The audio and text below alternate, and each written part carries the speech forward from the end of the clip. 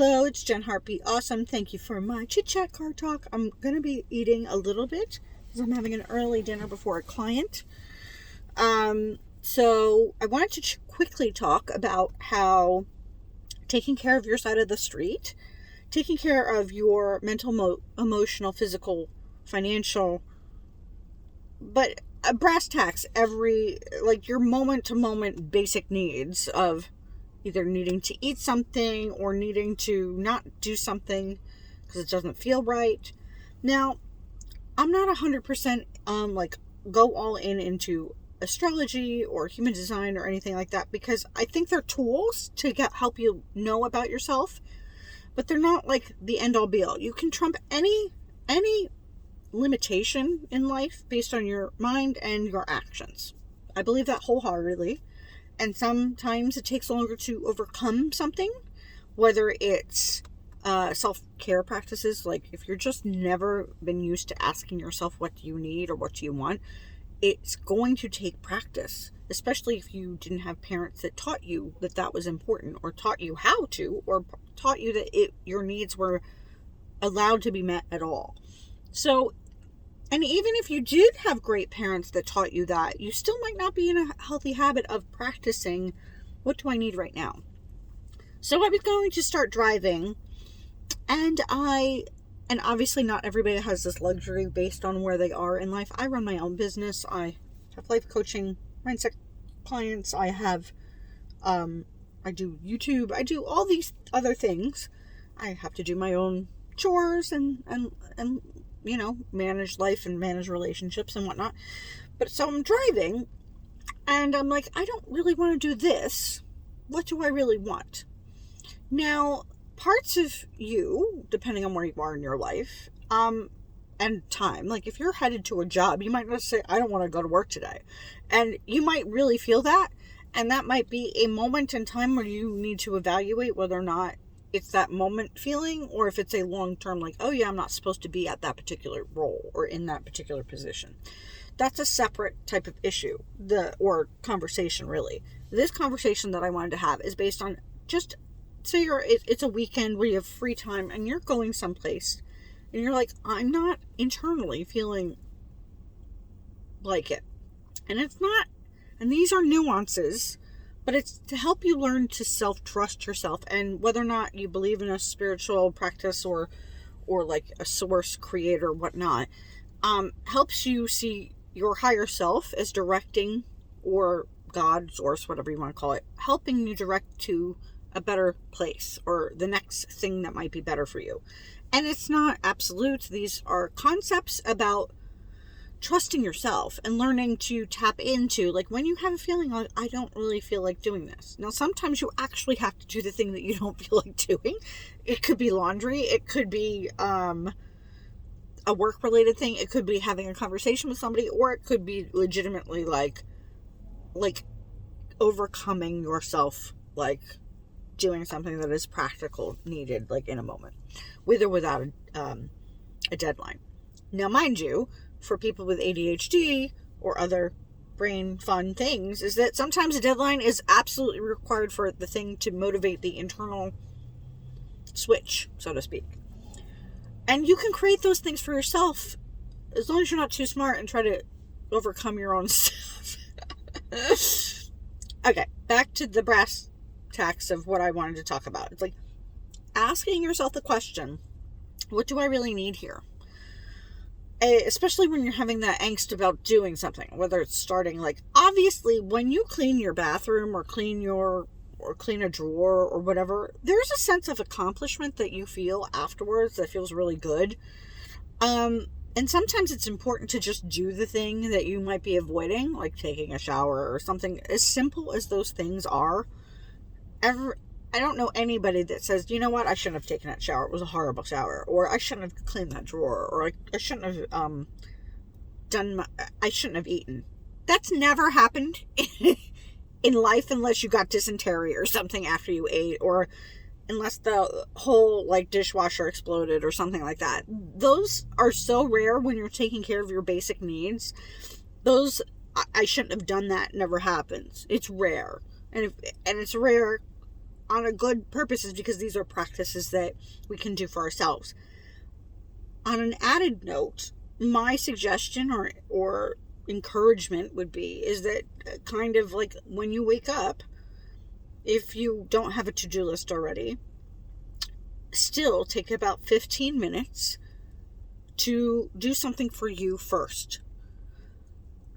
I can tell you, with somebody who has like a desire of like defiance, even when things are good for me, even for things of like I need to do for myself that I really want to do, sometimes there is a redirect of you have to fill your own cup first, always. Now, obviously there's situations where you can't. I used to work in social work. I used to have 46 clients a week. I still, in order for me to function at a high level with that many clients who had trauma, that had a lot of stress in their lives, I had to put certain things in my life first, which were not taught typically. As women, as our culture, it's usually do. And then with the leftovers, you take care of yourself. I implore you, for your mental health, for your happiness, to expand the good things in your life, you have to give more attention and focus on things that will fill your cup. It's legitimately, every time I work with a client, no matter how stressed they are, no matter what's going on, we work on these exercises because it's something we're not used to. The exercises of asking, what do I need right now? What can I give to myself that has no requirement from another human being? Obviously, there are times when the baby comes first. If the baby's hungry at 6 o'clock or 8 o'clock in the morning, you're going to feed the baby before you have to do something. But I would still suggest, if you can finagle, going to the bathroom first, or like taking a swig of water, or doing that at the same time with the baby, because it's teaching the baby how to do the same thing. You can take care of a baby and be present with a baby and also take care of your own needs. A little bit more challenging, a little bit more juggling, but the same practice. Let's go back to without having a child, just filling your cup up. And sometimes if you're so depleted, your cup is so depleted that you might have to give yourself so much more attention, time, rest, nutrition, peace, moments of quiet, moments of zen, moments of laughter. Like, even if it's 15 minutes of a cat video, if this helps you start your day off in a positive momentum, that will help you for the rest of the day. If you give to yourself first, if it's like a 10-minute walk outside, if it is 5 minutes of breathing or doing some stretching with like Tom Morrison, which is one of my favorite people who teach stretching on the YouTubes. There's so many little things that you can do, and only you really know what you need. But these are basic suggestions of asking that question, what do I really need now? And it could change every day, or you could be like a person of routine that absolutely needs routine. And it's like, I know I need my coffee in the morning, and a need is a relative term, but I've built that as a feeling of stability and feeling of getting my mind to wake up, which takes still a long time. But at the very least, I know the things. I have my supplements, I have the things that I need nutritionally, I have my coffee, and then maybe I can talk to a human being. And if I'm talking, it's probably not fully coherent, which says a lot of things. But the whole point of this is, legitimately, I hope I'm drilling this home to you, is that start filling your cup up. If it's 1 minute, 5 minutes, 10 minutes, 15 minutes, heck, I would love for you to give yourself an hour to fill your cup up. Especially for those people that are inherently drained, inherently burnt out, inherently just like there's so much going on, and you just feel like you're drowning.